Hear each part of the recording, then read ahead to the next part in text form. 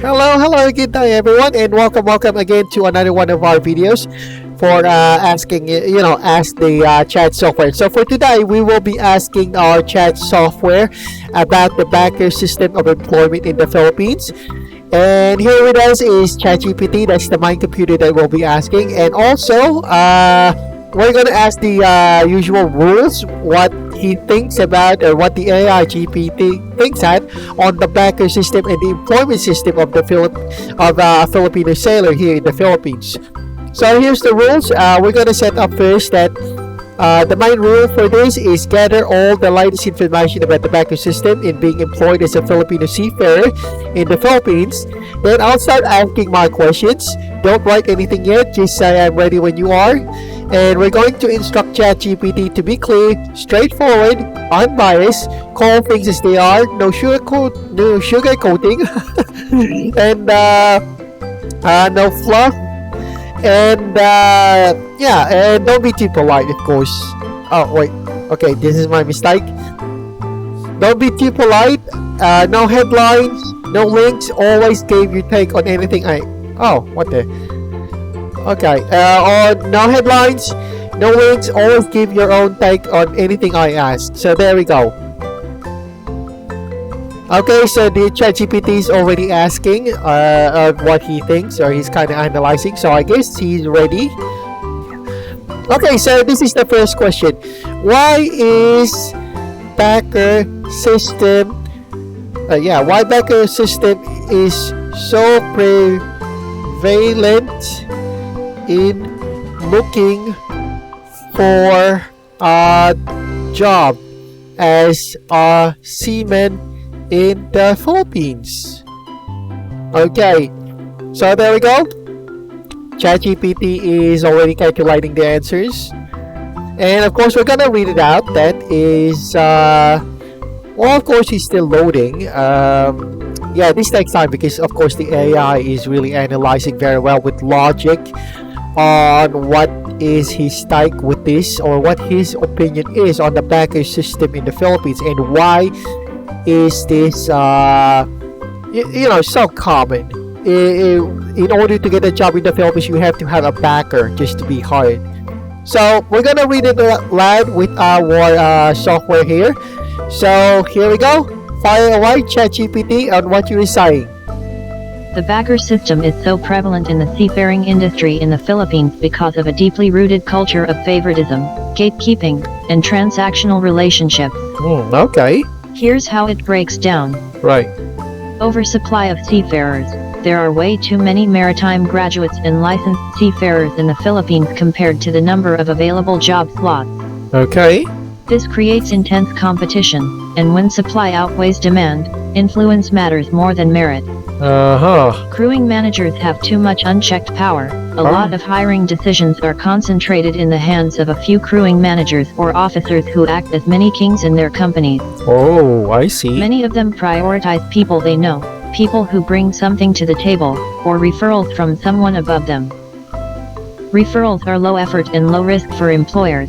If a backer refers someone, the company sees it as safer than hiring a complete unknown. Alright. Even if that guy messes up, the blame goes to the backer, not the crewing manager. Oh, I see. No real enforcement of merit-based hiring. The rules about fair hiring are mostly for show. Okay.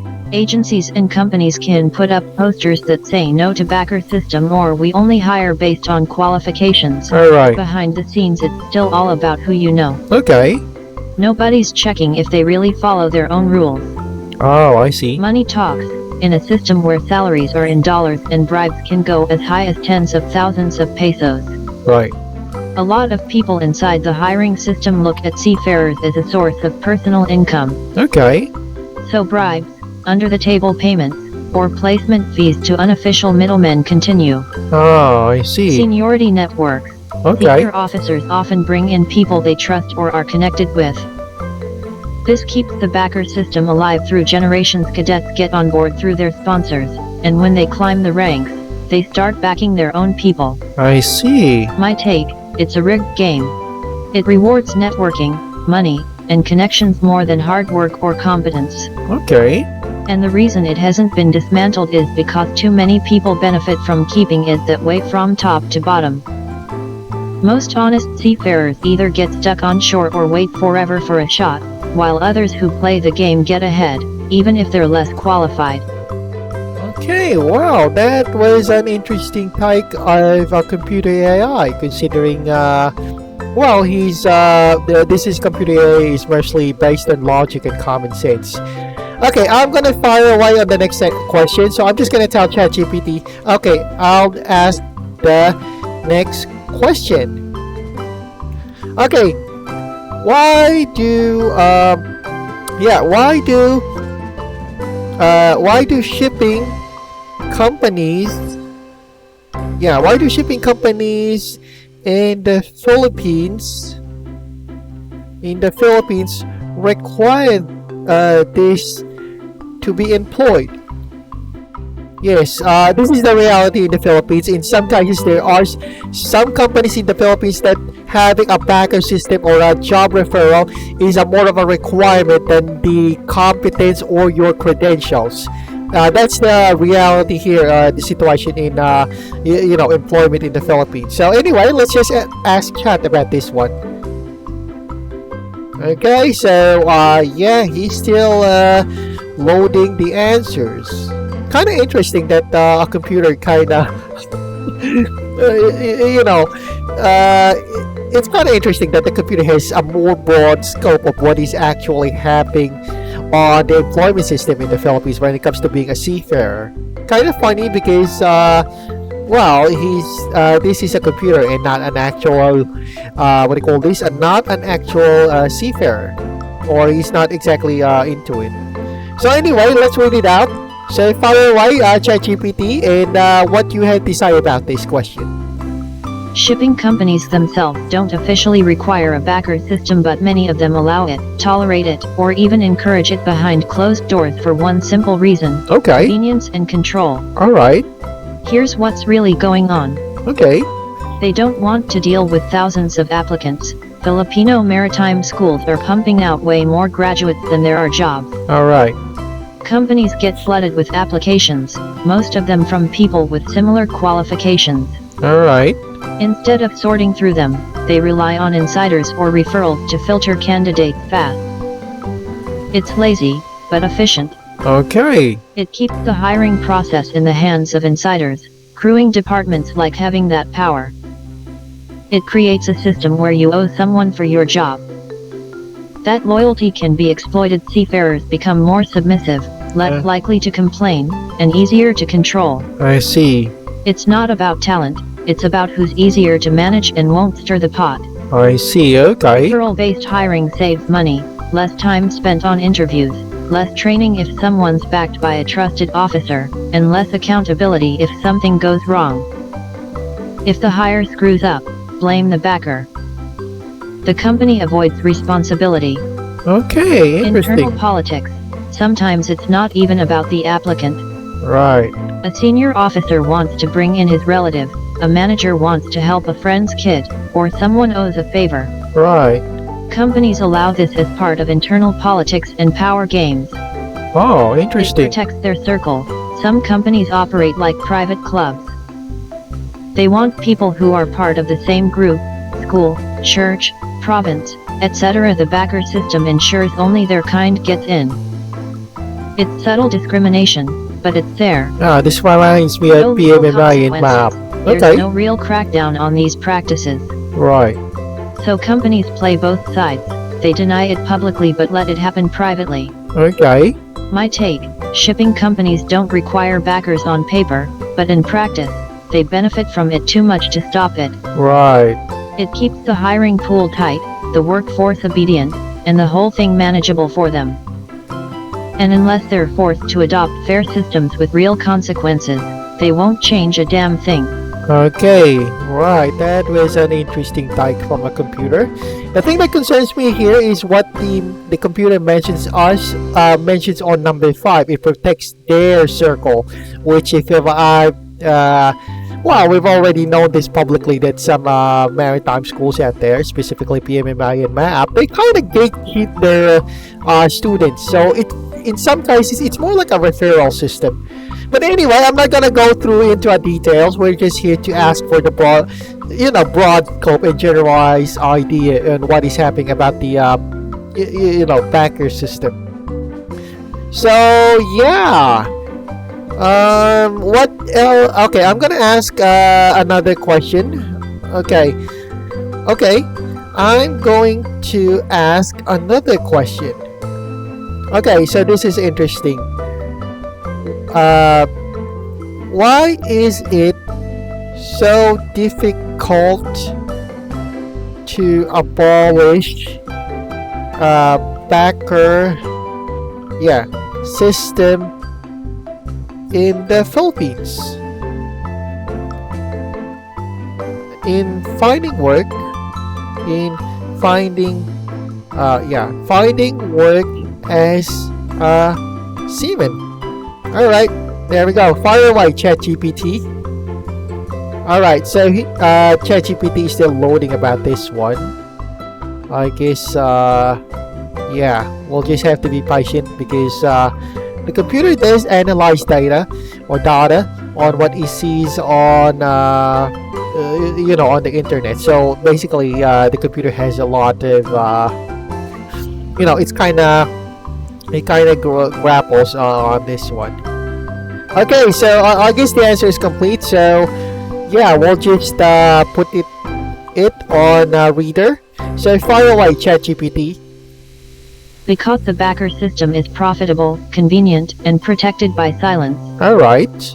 Here's why it's so damn hard to kill. Okay. Too many people benefit from it, from crewing managers, senior officers, to low-level fixers.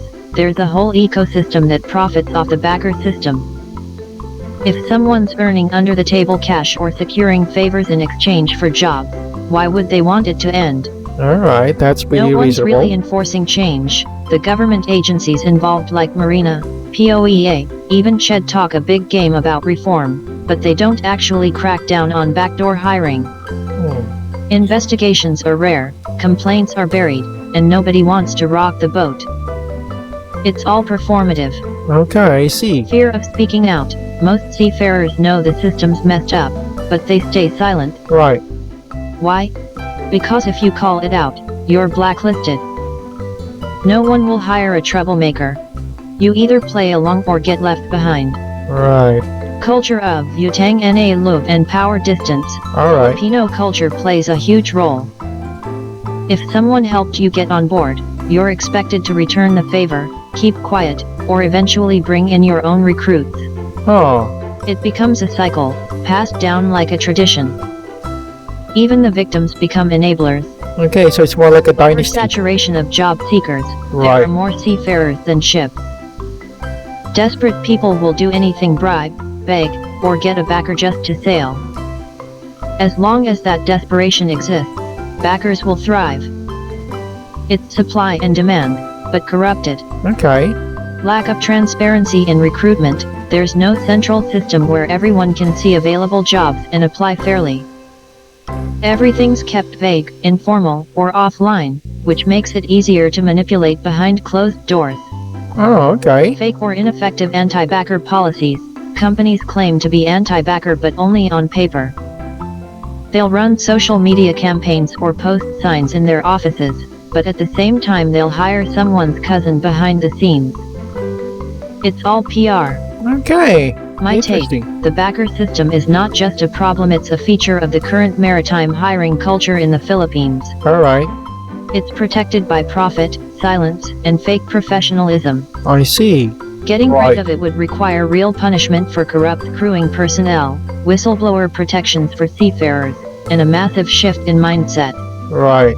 And no one in power wants to start that war because too many are eating from the same dirty plate. Yeah, that's kind of interesting. And yeah, I hate to admit it, but the computer is right about this. It's amazing that a cold computer has a firm grasp of this. So anyway, I'm just gonna ask another question. On ChatGPT, is backer system used as a bargaining agreement by shipping companies, companies in the Philippines. Right, so yeah, answer that, ChatGPT. There we go. Okay, so he's still loading of the answers. Okay, so it's amazing that ChatGPT even gives a detailed, answer on what's really actually happening. Remember, this is the reality of being a seafarer in the Philippines. So there we go, and let's let ChatGPT read this out for us. So fire away as usual, ChatGPT, and let's hear about it. Yes, absolutely. It's very much used as a bargaining tool, both directly and indirectly. Right. Here's how it works in practice. Return favors, get on board. Shipping companies or crewing managers sometimes grant jobs not based on skill, but on quid pro quo. Right. A backer might say, I'll bring in this guy, but next time, you help me with my own referral. It becomes a trade, not recruitment. That's a bargaining agreement, just not written on paper. Okay. Used for political leverage. Some crewing personnel offer job slots in exchange for silence, loyalty, or influence. Right. For example, you get a slot this contract, but you don't ask questions about how we operate or you help cover up an incident. We'll bring your nephew on board. Okay. That's not just favoritism, it's bargaining using human lives and careers. Oh, okay. Token exchange for influence. If a company needs something from a government agency, they might employ someone's relative or give job slots to someone's endorsements in exchange for favors like speeding up paperwork, avoiding inspections, or resolving issues quietly. The backer system becomes currency. Okay. Used to secure loyalty from officers. Senior officers who are allowed to bring their own cadets or juniors on board tend to stay loyal to the company. Okay. They're treated well because they know they'll keep bringing people from their own circle. It's a loyalty deal disguised as referral. Right. Reward and punishment system. Companies use the backer system as a soft power tool. Right. Reward those who kiss up or obey with job slots for their people, and punish dissenters by denying their referrals or slowing down deployment. It's like holding someone's career hostage. I see. Internal politics and alliance building. Even within the company, managers and supervisors build cliques and alliances by trading job opportunities. I helped your candidate, now support my request with HR. It becomes internal currency. Okay. My take, the backer system isn't just favoritism, it's a weaponized tool of control and negotiation inside the maritime industry. It's a bargaining chip dressed up as a referral. And it's toxic because people's careers, livelihoods, and futures are treated like poker chips on a table run by power-hungry dealers. Wow, okay, that was basically straight to the point. I am impressed on how ChatGPT answers our questions. Okay, so here's the thing.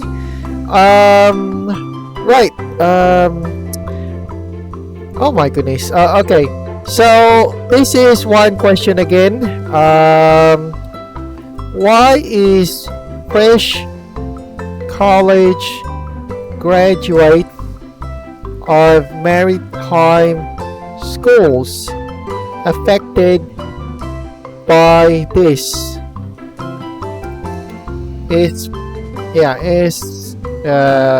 Especially job applicant who don't have a backer referral. Alright, let ChatGPT answer this one.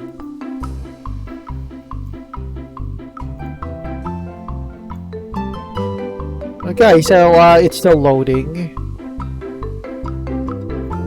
Oh, right. Well, it does take time, but ChatGPT is really analyzing with this. Huh. Okay. Okay, there we go. I guess ChatGPT has already completed the answer. And as usual, we're just gonna read this out on what ChatGPT said. So there we go. Fire away, ChatGPT, and let's hear what you have to say. Because fresh graduates are at the bottom of the food chain, and without a backer, you're invisible. Here's exactly why they get crushed by the system. Okay. Zero experience, zero leverage. Okay. Companies already have hundreds of experienced seafarers waiting for contracts.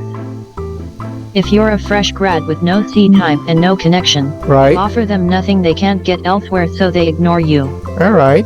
Crewing managers don't want to take risks. They'd rather hire someone referred by a senior officer or someone trusted than a random applicant. If you have no backer, no one is vouching for you. And in their eyes, that makes you a risk, even if you're competent. Okay. Schools mass produce cadets. Every year, maritime schools graduate thousands of hopeful cadets, more than what the industry can absorb. Okay.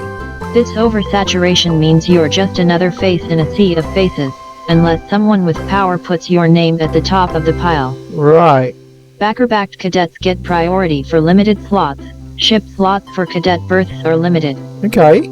Companies often prioritize those with referrals, meaning cadets with family in the industry, friends in the crewing office, or money to pay placement under the table. Right. No backer equals you wait months or years, sometimes forever. Oh, that was harsh. Forced into volunteer mode, desperate fresh grads without backers often end up offering to work for free, pay illegal fees, or settle for training ships just to get experience. Some are even exploited, used as free labor with no promise of real deployment. Ah, okay. Job listings are fake or misleading. A lot of hiring signs at crewing offices are bait. Yeah. They'll collect your resume, smile, and say we'll call you, but unless someone inside pushes your name, nothing happens. You're just part of their statistics to show they're open to everyone. Oh, I see. No support system. Unless you have a strong alumni network or family connections in the industry, you're on your own. Right. Schools rarely help, and government programs for deployment are unreliable or underfunded. My take: if you're a fresh grad with no backer, the system treats you like garbage. You're not judged by what you know or how hard you worked, but by who you know, and if you know no one, you're locked out. It's a rigged setup designed to favor insiders, not newcomers. Okay. Talent and ambition mean nothing without access. Okay. Right. Okay. Kudos for ChatGPT there to point it out clearly. Okay, so we're gonna move in now on our last question with ChatGPT. So this is the last question. Why is this present? Why is this present in the Philippines and not other and not on other countries? Can you give an example on what country that tried implementing this but got squashed or busted? Right, and there we go. We'll just let ChatGPT answer this one. Okay, so it kinda, yeah, that's well, it's still loading on the answers. But it's kind of interesting because ChatGPT kind of have kind of analyzes the data really carefully and explains why backer system in the Philippines works, or at least the more reasonable idea why it is, or it's in common sense why it still this still exists. Okay, so I guess basically that completes the ChatGPT's answer. So as usual, fire away for our last answer, ChatGPT. This system is present in the Philippines because the conditions here make it easy for corruption to survive and thrive, and other countries, especially developed maritime nations, either have safeguards that kill this behavior early or don't need it in the first place. Here's the brutal comparison. Okay. Why it thrives in the Philippines. Massive poverty and desperation. People are willing to pay, beg, or tolerate abuse just to get on board. That desperation fuels the black market for job placements. Okay. Oversupply of seafarers, way too many cadets, way too few slots. This imbalance allows gatekeepers to control access and demand favors. Right. Weak law enforcement and zero accountability. There are anti-corruption laws and labor rules, but they're ignored. Nobody enforces them, and everyone in the system knows it. Okay. Cultural tolerance for padrino and utang na lug, nepotism and backdoor favors are socially normalized. Even those who hate the system still use it if they can because it works. Oh, okay. No real transparency or centralized hiring system, everything's fragmented, informal, and hidden. No single platform to monitor fair hiring, so everyone plays dirty in the shadows. Okay. Countries where this crap doesn't last long. Right. Let's take Norway, Germany, and Japan as examples. Okay. Norway has highly unionized seafarer groups, strong labor protections, Okay. transparent hiring practices. Right. If a crewing manager tried to push in a relative or accept bribes, they'd be exposed fast and sued. The unions won't allow it. Oh, okay. Germany relies heavily on licensed recruitment agencies that are audited, tracked, and legally bound to fair practices. If a cadet finds out about favoritism or bribery, they can report it and the agency could lose its license. Hmm. Japan has strict company culture, and loyalty is based on performance and seniority, not backdoor deals. Any whiff of scandal would shame the entire organization, so it's tightly controlled. Right. A real-world case of a country that crushed the backer system. Right. India used to have a similar problem back in the 2000s. Oh, okay. This is Corruption interesting. was rampant in crewing offices. Cadets were paying bribes or using political connections to get on board. Okay. But the Indian Directorate General of Shipping eventually stepped in hard. They implemented mandatory centralized online documentation for training, assessment, and hiring. Okay. Introduced e-governance systems to reduce human middlemen. Right. Set harsh penalties for agencies caught taking bribes or favoring referrals. Right. Blacklisted corrupt crewing agencies. It's not perfect now, but it's way cleaner than it used to be. Uh-huh. They used technology and enforcement to cut the oxygen supply to the backer system. Right. My take. The Philippines is the perfect storm for this kind of abuse. Weak enforcement, too many hopeful seafarers, cultural tolerance for connections, and no pressure to change. Other countries kill this early either because they fear legal consequences, respect meritocracy, or have unions and institutions that fight it. Here, people just accept that that's how it is. That acceptance is the real enemy. Okay, very, very interesting. Right. Well, kudos for ChatGPT for pointing it out and describing what is backer system in the Philippines. All we had to do was an AI just analyze the whole data of it and feed it with some questions, and there we go. So this is definitely the sad reality of employment in the Philippines. A computer AI says so. And yeah, a lot of propaganda says that the Filipino seafarers are very profitable, but we do remember one thing. Those propaganda materials only sell dreams and ambitions. They do not sell the hard reality. And from what we learned here on ChatGPT, this is the hard reality of what it is to be a sailor in the Philippines, especially on the backer system. Backer system is real. A lot of people deny it. A lot of people even say that there is no such thing as backer system, but it does exist in the Philippines, especially in the employment system of being a seafarer. So think about it. You can also, well, everything's very much transparent here. You can try to replicate the questions that I asked to ChatGPT, and I bet 100% that AI will answer this time. So anyway, before we end this video, please don't forget to click on that like and subscribe video. It will really help me a lot when it comes to you know, making videos like this one. So until next time, this is Operator 214. Have a great day, everyone, and see you again. Bye bye for now. Bye bye, guys.